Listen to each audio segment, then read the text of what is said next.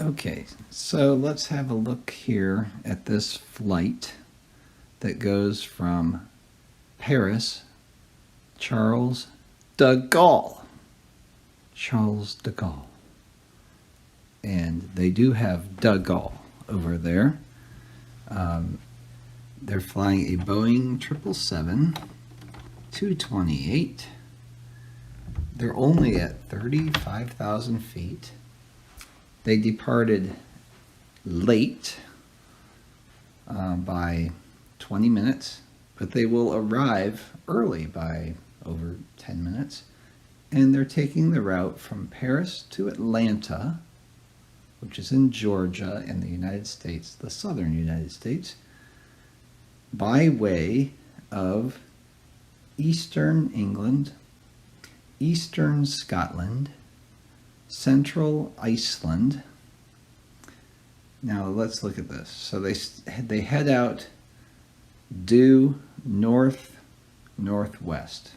Remember, where they are going is directly southwest on a globe, more or less directly southwest.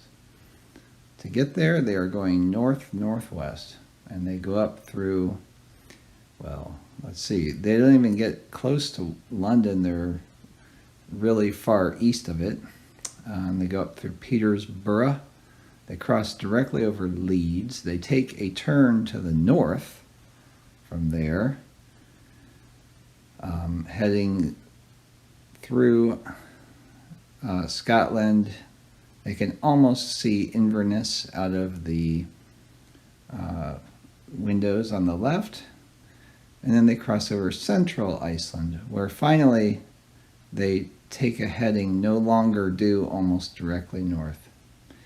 They start going west, and they travel westward just a little while, and they take a turn for the south, entering Canada, just touching the very tippy top of Newfoundland and Labrador.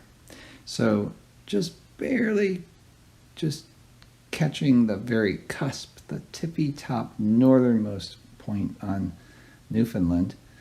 And then they're coming down almost directly due south. Really, it's south-southwest, and they cross through Detroit, Royal Oak, to be specific. They cross over Dayton, okay? And then they actually take a heading due east. So now they're going south-southeast,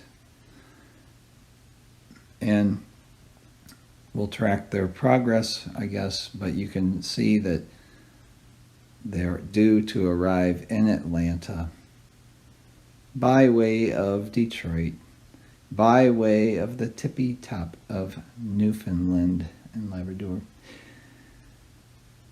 through Greenland, which is on this map it should be a continent if it's really that size. They cross over Greenland, a huge amount of land on Greenland. Heck, they'd be flying over Greenland for hours there, according to this. They crossed right over Iceland, over the volcanoes for some reason. Can't imagine why. After they flew directly north for quite a while. And the flight duration, we'll take a look at that. But it's Air France. And why would they do that? So here I'm taking a look. Let's look at London to São Paulo, Brazil. All right. They are taking a different route, supposedly. And their flight time is vastly different. Same with Madrid to Buenos Aires. So if you look at those flights, they go down the coast of Africa. And just very, very different. They cross over some islands. Here in the case of Barcelona, Barcelona. And the track takes them from Western Africa to Brazil.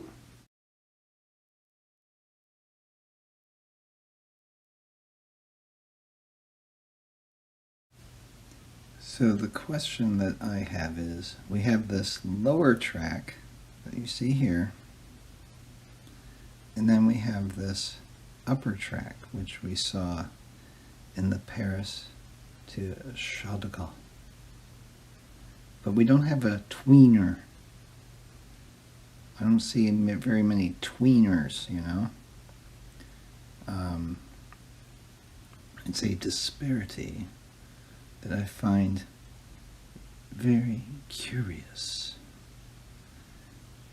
We're going to take a look at these flight paths in a little more detail as far as the miles. Is that a stop? Did that have a stop? I don't know. But we're going to look at the miles and the time duration, okay, in comparable aircraft. So I would say if it's a 777, it would be comparable. I'm going to look into what is the difference in the suffix, like 777 ER, 777 F1H. I've been on those, and I know that the difference is pretty slight in terms of seating and things like that. To me, the planes didn't look that different, although there is one, I think it's the ER, that has the double-decker, that might affect it. So we'll take that into consideration. But basically, what I'm looking at is if there's any funny business going on, which I know that there is because of that curve, and how will it look on a flat map. Well, I'm going to draw it out right now and we'll see. Okay, so take a good look at this, and voila, you will see here how it would look on a flat map. But I'm also curious about the globe. How would it look on a globe? Well, as you can see on a globe, just like this map, it really doesn't make sense. So here we're seeing one big curve up, okay, up and over. And on the globe we're seeing that, but then it juts over to the side, kind of strangely. And here's where the programming kicks in. UAP, you are so stupid. Don't you know that you take a classroom globe and you take a string on it, and you put the string on one point and you put the string on the other point and you tighten it up so it snaps against that glorious globe, and that's your flight path, you stupid idiot. Hey, look, I know. I too have been in a classroom for more than a few hours. And it's not explaining it, really. Now, do I expect to see perfectly straight lines on either map? No, I don't. But the flat Earth map has straighter lines than your globe map or your globe map derivatives.